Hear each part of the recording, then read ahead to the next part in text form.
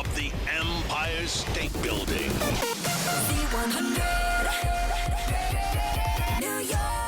Z100, New York's #1 hit music station. I'm Josh Martinez with our guest, Louis Tomlinson. What's going on, man? Hello, I'm all right. How are you? It's a big day for you today. It is, yeah. Massive day. Tour was announced. Most importantly, Madison Square Garden. Yeah, man. July 8th. I mean, the one word that I kept seeing on the Instagram post from the Garden was the word proud. A lot of fans use that word. Love that. So, like, you're doing Madison Square Garden solo. You see the word proud. What's your feeling like right now in this moment? It makes me proud, actually, ironically. What's really important, and I've said this quite a lot, is, anyone coming to that gig, coming to Madison Square Garden, just take ownership in me getting there, honestly, because I definitely never in a million years thought I'd be playing there on my own. And there'll be some fans, that have followed me from the start and maybe come to some smaller gigs in New York right at the start, and that journey is relevant, and their ownership and importance is like vital in that. So MSG will be amazing because it'll be just like one of those real like celebratory days, not just for me, but also the fans as a collective, You'll have some celebration this weekend, the Away From Home Festival. Yes. Right? Up in Cooperstown. I'm just genuinely curious. Like, as a baseball fan, I know what Cooperstown means, but why Cooperstown? I didn't know that it was. I didn't know until we'd booked it that it was so big in baseball like that. Always wanted to bring it to America, and it's not the easiest thing in the world to move a festival around different countries. So Cooperstown's just where we landed on. It made a lot of sense, and then I found out about the baseball history too. So there you go. You know what? You talk about baseball history. It is like the Hall of Fame is there. So you could literally get all the history you ever want to know about baseball in about a 2-hour span. Okay, that might be educational for me then. Nice. From your solo standpoint, what's been the most challenging part on this journey for you, transitioning from kind of a group thing to the solo aspect of your career? I think having to learn on the job, really. A lot of people develop in private. The development stage of an artist is so vital, and that often happens before you hear the first single. A lot of that, a lot of people creatively making the mistakes that allows them to make the record that they want to make. But actually, I didn't have the luxury of doing that privately. It was almost in a public sense. So I think just figuring out that the experience that I had in the band is relevant, but it doesn't have perfect relevance. Because, when you share the stage with the band, you're sharing responsibility. It's also like shared experience. So you get the highs and the lows and different. I just think everything, it took a second to like reacclimatize to, dealing with the pressure on your own, having to, have all the decisions fall on you, things like that I think naively at first I thought, I'd done this in one direction for however many years and I could, but it does feel distinctly quite different.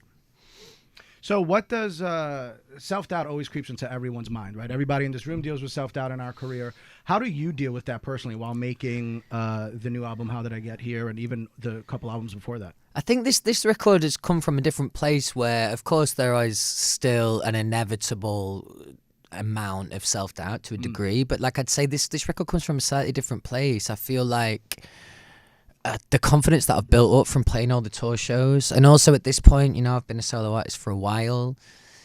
There's not really much room left for imposter syndrome. I mean, of course, I still have it and feel it, but like the proof's in the pudding, and like the shows have been amazing, and the tour that we're about to put on, I think, is a testament of where we're at. So I actually came to this record with a much more confident outlook. It felt like any kind of self-doubt that I'd had in the past, it just feels different this time around. When your fans hit play for the first time on that album when it drops next year, the moment they hit play on song 1 and they listen to the whole album through, what is the one thing you hope that they take away from the entire compilation of the album? It's a cliche thing to say, but the most important thing out of this record is that people feel good listening to it. And I know that's a really obvious thing to say, but my previous 2 records have like my move has been to pull on the heartstrings, which is great, and there's plenty of room for that. And there's still a couple of songs on this record that do that. But I think really I just wanted the whole record. I recorded this record in Costa Rica, right, which was absolutely beautiful, really beautiful place. I wanted to kind of carry some of that energy over, that freedom, that excitement, and yeah, even just the atmosphere that I was living amongst while recording it for like 3-4 weeks, there was a real amount of like tranquility. Nice, really nice. Why Costa Rica, dog? Honestly, I'd always wanted to record the album somewhere like tropical, somewhere like really beautiful, and just like kind of climb into the concept of the album. And we looked at a few different places, but some of the other places were kind of close to where I live in the UK. I want it to be like as far away as possible. And we actually found this studio. It has a full working studio, a great studio out there in Costa Rica. So we just decided to go for it there. And I didn't actually realize until I got out there, we actually got away with it, but it was like rain season. I remember thinking I should probably check the weather before I decided to make the whole record here, especially given the fact that I wanted it to be, you know, kind of sunny and free and happy. But luckily we missed most of the rain, so it was good. It was good. So is there a particular song on the album that you feel is kind of the most raw for you, that when it is released, you could look at your fans and say, hey, just pay a little more close attention to this song? If you can't say the title, fine, but like a track number or something. There is a couple of songs like that. I would say this time around there might be a little bit more metaphor. Like before, I was very conversational in my lyric and very like deliberate about telling people how I feel and almost insinuating what I was writing about. I think there's a little bit more metaphor in this one. There's one song in particular, a ballad that has that potential to pull on the heartstrings and that comes from a slightly more emotive place. So yeah, I'd probably say that. But in terms of what track number, let me guess. I have no fucking idea. Let me guess. I want to say track. I think that's like track 7 or 8. Is my guess. Okay, somewhere in the middle. Yes. Okay, there you go. Yeah, it was a smart guess. So a lot of people discover new music on TikTok. Is there? I hear, yeah. So, is there a particular lyric that you hope that if somebody's swiping, they hear it on a video and stop and go, "Oh shit"? I think the album title, "How Did I Get Here?" It's got a natural emotional hook to it. So I would say probably that. I feel like that people can relate to that in their own way, you know. So it's no secret you have a massive fan base. So it's only right that I open up questions to fans. Nice. So Mac Barnes wanted to know, what song are you most excited for fans to listen to off the album? Probably one of the songs would be the song that I just referenced, but I don't want to give the title on that yet. But let me think of something else that maybe. The song that the lyric "How Did I Get Here" is a lyric in a song called "Lucid," which is on the record, which I don't think people know about yet. That's the song that I'm really proud of. It's sonically, I think it's quite interesting. So yeah, I'm excited for the fans to hear that. Samantha Macaluso wants to know, what inspired you to make Lemonade? Costa Rica, really. And also we got to a point in the process where at this point we'd done like 65-70% of the record. And I knew what I wanted the first single to feel like, not necessarily sound like, but I wanted it to carry this like statement of intent. I've often led my campaigns with like guitar-driven stuff, which I love. I really love that. But I wanted to try and take this to a slightly more like psychedelic, more interesting kind of place sonically. And I think we've achieved that. I think Nico Rebscher, who's produced it, has done such a brilliant job of making it like pop, but still, you know, interesting in places. Jamali, I hope I'm saying your name right, whoever you are, wherever you are. In what ways do you feel this album reflects your growth as an artist?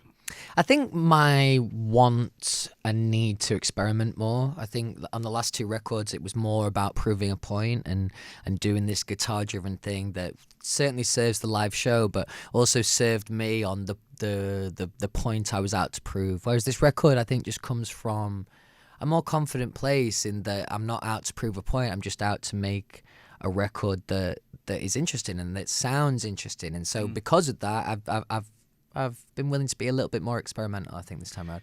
So our photographer in the room, her name is Deanna. She's over here to my left, Hello. your right. Hi. Probably the biggest fan I know. She had a question. Smart woman. She had a question. I did have a question. So what is the biggest musical lesson you took from One Direction days to your solo stuff? I'd say it wouldn't even be just musical. It's like loads of like little tidbits, I suppose, I've learned over the way. But the most common thing that I use all the time, both musically, creatively, whatever it might be, is to just trust your gut and go with that. And you can unpack the why later. Like, because sometimes we sit in those situations and our gut will say something, and then we'll try and either talk ourselves out of it or look for rationale or reason. You can unpack all that later. I would say 9 times out of 10, if not 10 times out of 10, just go with your gut because it's saying it for a reason, definitely. So, from a legacy standpoint, I like to give flowers while people are in front of me because I think as a society we need to do better than that. To me personally, I look at you and I'm like, this dude don't got to work anymore, but he's still out here putting out multiple albums. You know what I'm saying? I think that's a testament to you, your work, the passion that you have for music. What keeps you motivated to kind of keep going forward as an artist? Contrary to what I just said, there's still an element of a little bit of a point to prove. Like you know, like I don't want to just be here for a couple of years. I want to stay around. So like that's what keeps me inspired. And also like I really struggle with the concept of complacency, which is a luxury that I benefit from me definitely, but I've never really been a very complacent person. So especially at the moment, the way things are going and the shows that we're putting on, like this has already far exceeded my expectations when I first started out as a solo artist. So like it's just about trying to get bigger and better every time. Yeah, definitely. Because I think that's another thing the fans deserve, that the hard work and the effort that they put in every single campaign. It's like I've heard from so many different radio stations that fans have sent like little, you know, like thank you gifts for the support and stuff like that. Yeah, we've got a few here. By the way. There you go. I love that, man. Baked it's so goods sweet. is what we got. Okay, nice. Was it good? Was it good? I didn't taste it. Okay. It wasn't for me. Okay. It was for Shelly Rome, who's on air after me. I was a little jealous, dog. Oh, But yes. she's prettier than me, so I get it. Fine. I'm the pretty one to bake goods. I'm okay. Always with that. the way. There you go. So something that a lot of people in this room right now probably can't relate to, but you and I could. My daughter's turning 2 in less than a week. Amazing, man. What's her name? Genevieve. Nice. Oh, nice name. Genevieve, yeah. You're a dad. I am. Proud father. What is one bit of advice you have for me who's about to have a kid that turns 2? I'm sure there would be some kind of quip and funny joke to me here, but let me get serious for a second.